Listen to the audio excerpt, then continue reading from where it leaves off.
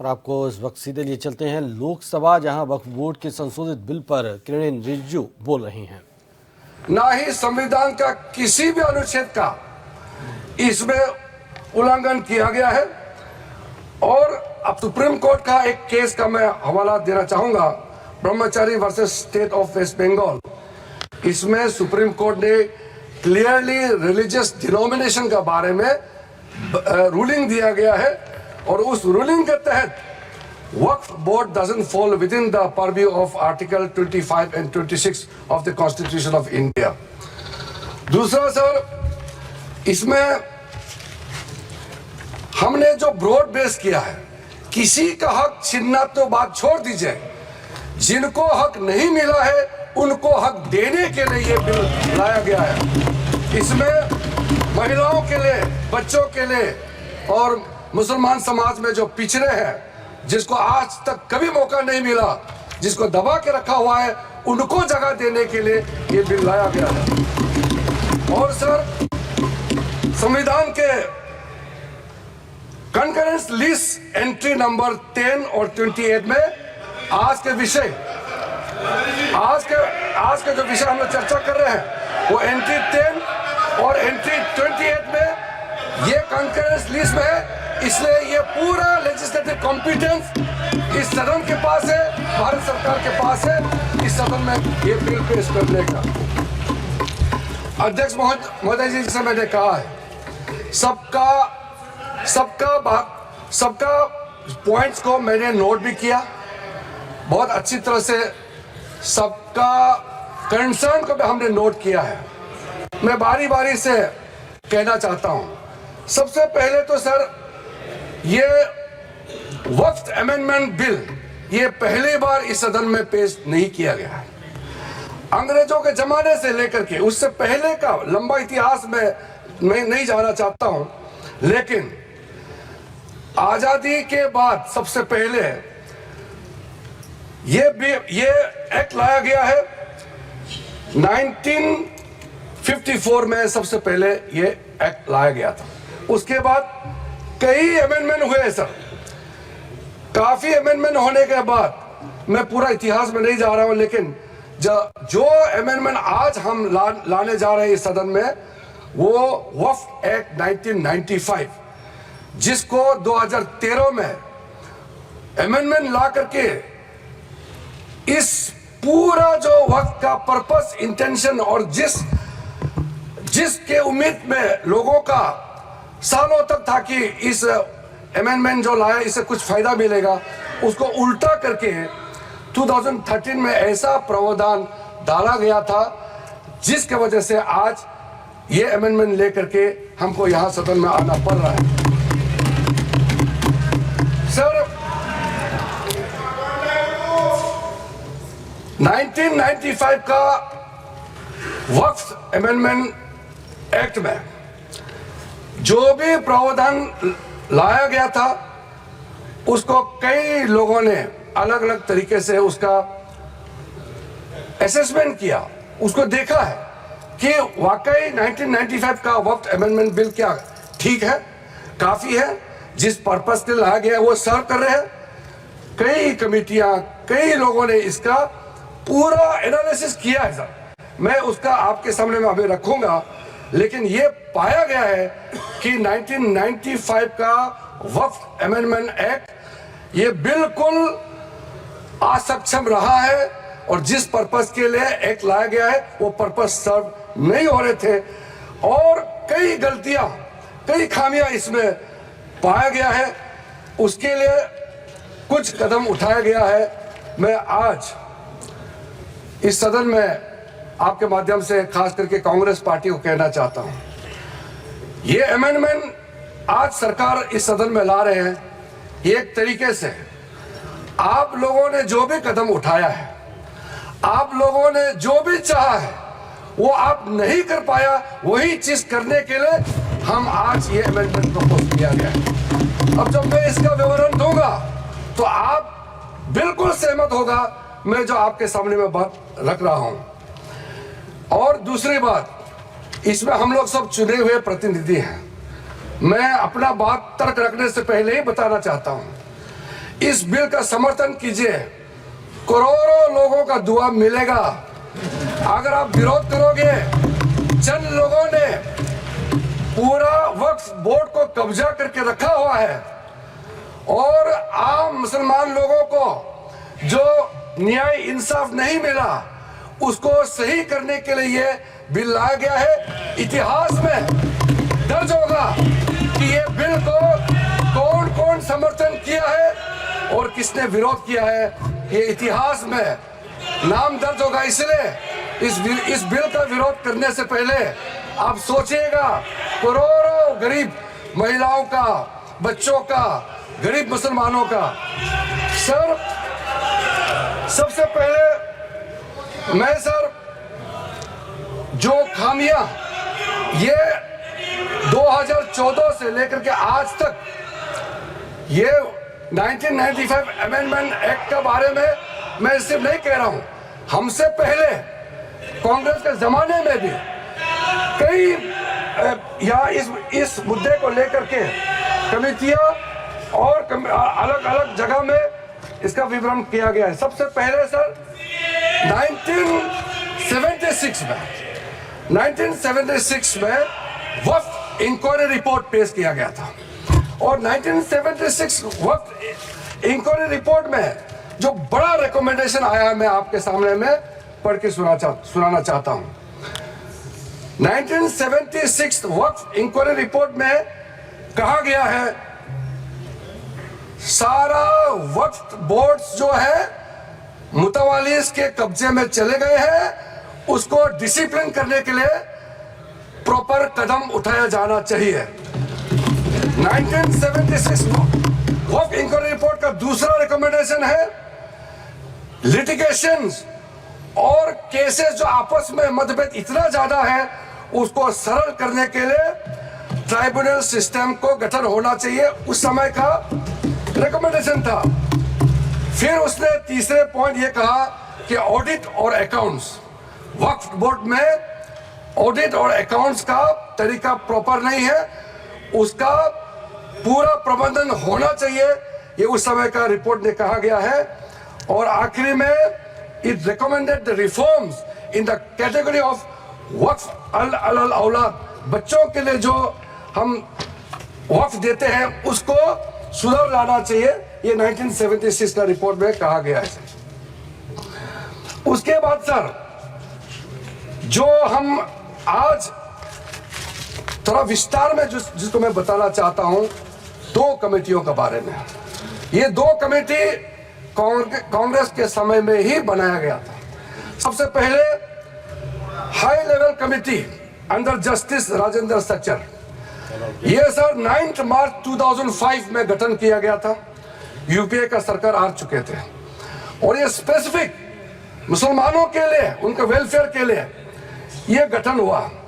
और सच्चर कमेटी का जो रिपोर्ट है ये हम सब मालूम है, मैं सिर्फ रेलेवेंट पोर्शन आज इस सदन में बताना चाहता हूं। सच्चर कमेटी का जो पहला रिकमेंडेशन है इसमें कहा गया है एनुअल इनकम जितना वक्फ बोर्ड का प्रॉपर्टीज है 4.9 लाख रजिस्टर्ड वक्फ प्रॉपर्टीज, ये सिर्फ 163 करोड़ ही आमदनी जनरेट होता है, ये किसी भी रूप से जस्टिफाई नहीं किया जा सकता है।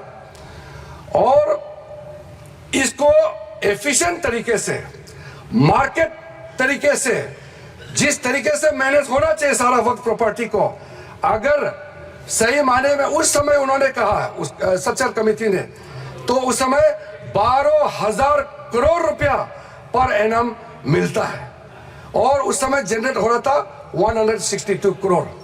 लेकिन मैं साथ साथ ये भी कहना चाहता हूं, क्योंकि वो कमेटी का रिपोर्ट है और मैं माइनॉरिटी अफेयर्स का मंत्री होने के नाते जो हम लोगों ने स्टडी किया है, टोटल 8,72,320 वक्फ प्रॉपर्टीज हमारा जो वामसी जो पोर्टल है उससे पूरा डिटरमिन नहीं किया जा सकता है, लेकिन उसका मार्केट वैल्यू सच्चर कमेटी ने जो कहा है उससे कई गुना अधिक होने का संभावना है। ये एक आम अंडरस्टैंडिंग का बात है, सबको मालूम है वक्फ के पास कितना प्रॉपर्टी है, वक्फ बोर्ड के पास, और कितना आमदनी है। दूसरा सर, सचर कमेटी का रिकमेंडेशन। सचर कमेटी ने, आप यूपीए का समय में ही आपने कमेटी का रिपोर्ट एक्सेप्ट किया, उसमें कहा गया कि अभी जो मौजूदा वक्फ बोर्ड है उसको ब्रॉड बेस किया जाना चाहिए। जो लोग मेंबर होते हैं, जो लोग इस कमेटी में, जिस वक्फ बोर्ड में है, उससे काफी नहीं है, इसलिए इसका ब्रॉड बेस होना चाहिए, रिप्रेजेंटेशन ज्यादा होना चाहिए। ये सचर कमेटी का रिपोर्ट का पहला नंबर पॉइंट है। इसमें सर दो महिला सेंट्रल वक्फ काउंसिल और स्टेट वक्फ बोर्ड्स में होना चाहिए, ये भी सचर कमेटी का ही रिकमेंडेशन है। सेक्रेटरी जो होते हैं सेंट्रल वक्फ काउंसिल का, वो joint secretary level government of India का उस स्तर का ऑफिसर होना चाहिए। उसमें अंडर सेक्रेटरी का जूनियर ऑफिसर लेवल जो बनाया है, उसको आप रैंक को ज्वाइंट सेक्रेटरी लेवल तक उसको उठाना चाहिए। ये उसी कमेटी का रिपोर्ट में आया है। और जो स्टेट में वक्फ बोर्ड है उसमें क्लास 1 ऑफिसर होना चाहिए। सचर कमेटी ने सीधा ये कहा है कि प्राथमिकता महिलाओं और बच्चों को दिया जाना चाहिए। हम आज का जो बिल आपके सामने में पेश कर रहे हैं, ये उसी सचर कमेटी का रिपोर्ट के अनुसार सेम पर्सन हम यहाँ आपके सामने में लाया जा रहा है। और आपको तो खुश होना चाहिए, ये कमेटी आपने बनाया सर। ये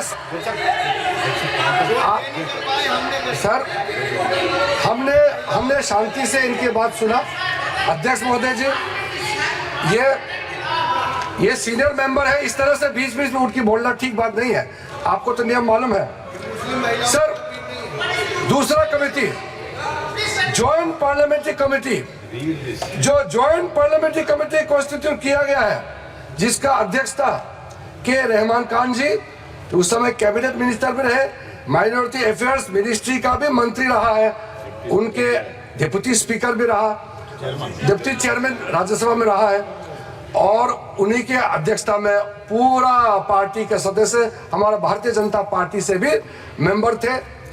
उस जेपीसी में सर सीधा वक्फ बोर्ड के बारे में कहा गया है, कोई इंफ्रास्ट्रक्चर ठीक तरीके से नहीं है, वहां मैन पावर टोटली इनसफिशिएंट है, इनकम्पिटेंट है, और फंड इतना कम है, सही मैनेज नहीं किया गया है। इस तरीके से वक्फ बोर्ड नहीं चल सकता है।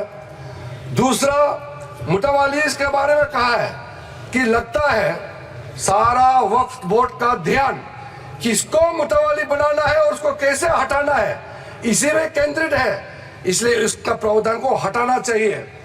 फिर कहा गया है डॉक्यूमेंट, महत्वपूर्ण डॉक्यूमेंट जितने भी हैं उसको प्रॉपर से मेंटेन करने का भी प्रावधान वक्फ बोर्ड में नहीं है, उसको किया जाना चाहिए। और वक्फ बोर्ड मौजूदा जितना है देश भर में, उसको फिर से सर्वे होना चाहिए, और गरीब मुसलमानों के लिए, और वक्फ बोर्ड का अपना अंदर में सही चीज का, चाहे वो लीगल मैटर हो और कोई भी चीज हो, उसका एक्सपर्ट्स, लॉयर्स, वहां उनका एक्सपर्ट लोगों का और भी लोगों को अंदर लाने का जरूरत है, ताकि वो ज्यादा चुरुस्त दुरुस्त हो सके। जॉइंट पार्लियामेंट्री कमेटी का और सजेशन है, टोटल वक्फ बोर्ड को कंप्यूटराइजेशन करना चाहिए, डेटाबेस को सेंट्रलाइज करना चाहिए, और म्यूटेशन रेवेन्यू रिकॉर्ड में होना चाहिए जितना भी वक्फ बोर्ड का प्रॉपर्टी है। ये सचर कमेटी ने, और ये जॉइंट पार्लियामेंट्री कमेटी ने रिकमेंड किया। और सर आप सबको भी एक बार वो कमेटी का रिपोर्ट मैं आपको ही दे देता हूं, ताकि आप भी पढ़े फिर से। और सर टोटल जो 1995 वक्फ एक्ट को फिर से मजबूती से रीलुक करना चाहिए, ये जॉइंट पार्लियामेंट्री कमेटी का ही रिपोर्ट है। और एक आपने एक पॉइंट किया अब देखिए, ज्वाइंट पार्लियामेंट्री कमेटी का मेंबर, आपको मैं मेंबर का नाम भी दे देता हूं, चेयरमैन का तो नाम मैंने बता दिया, आपका वरिष्ठ नेता थे, आपने अपॉइंट किया। ये सारा रिकमेंडेशन आज आप तो हमको शाबाशी देना चाहिए, जो आप नहीं कर पाया वो हम ला रहे हैं सदन में। सारा का सारे प्रॉब्लम्स, सारा का सारा सजेशन ये उस समय सबको मालूम कर चुके हैं। इसलिए सर राहुल जी कन्विंस हो गए, ये मन ही मन में सब कन्विंस है, ये राजनीतिक दबाव में अपोज कर रहे हैं, अंदर अंदर सब लोग समर्थन दे रहे हैं, मुझे मालूम है अध्यक्ष महोदय जी। सर राहुल गांधी सहमत होकर जा रहे हैं। राहुल गांधी जी तो अभी बाहर निकले, लेकिन सहमत देकर के गया है कि हम जो कह रहे हैं सही कह रहे हैं। सर मैं इसी बीच कुछ इंडिविजुअल केसेस और कंसल्टेशन जो हम आज बिल लाया है, कुछ सदस्यों ने कहा है कि और कंसल्टेशन होना चाहिए था। आपको मैं दावे के साथ बताना चाहता हूं, जितना कंसल्टेशन प्रोसेस पिछले 10 सालों में किया गया है, आज तो किसी सरकार ने इतना स्टेक होल्डर से कंसल्टेशन प्रोसेस नहीं किया है। मैं आपको बताऊंगा अभी, आप सिर्फ शांति से सुनिए सर। मैं फिर से कहता हूं, जो संविधान का हवाला दे करके बिल का जो पर्पस को, मंशा को गलत धारणा दे करके मिसलीड करना चाहता है, मैं फिर से कहना चाहता हूं सर, अगर कोई भी बोर्ड हो या कोई भी इंडिविजुअल हो, अगर कुछ काम ऐसा करता है जिसको कोर्ट में रिव्यू करना है, तो इसमें सर गलत बात क्या है? अगर ट्राइब्यूनल का फैसला गलत है, अगर उसमें कोर्ट में अपील करने का प्रावधान देते हैं, उसमें गैर संवैधानिक कैसे हो गया ये बताइए आप अगर तर्क रखते हैं तो आप उसका जस्टिफिकेशन भी देना पड़ेगा सर। अगर सर ऐसे केसेस में अभी बताने वाला हूं कि कितने सालों तक वक्फ बोर्ड में बैठे वाले लोग आपस में तालमेल करके और ट्राइब्यूनल में मैटर दे देते हैं, और ट्राइब्यूनल अपने तरीके से या पेंडिंग रख देते हैं या दूसरे तरीके से फैसला देते हैं। इसका चैलेंज आप किसी अदालत में नहीं कर सकते हैं सर। लोकतंत्र में, भारत जैसा महान देश में क्या ऐसा व्यवस्था इतने सालों तक चलना चाहिए सर? वो गुमराह करे, वो ऐसा तरीका बनाया, ऐसा तरीका बनाया इन्होंने कि ट्राइब्यूनल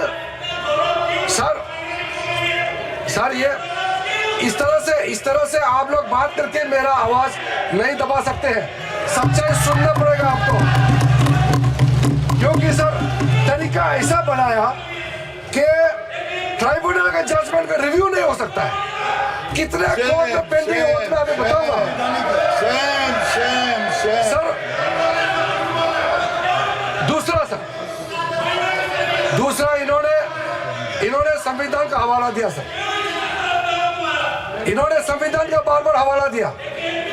हमारा देश के अंदर में कोई भी कानून, कोई भी स्पेशल लॉ सुपर लॉ नहीं हो सकते हैं। संविधान से ऊपर कोई कानून नहीं हो सकते हैं। लेकिन आप सर इसमें प्रावधान देखिए, इस 1995 का वक्फ एक्ट में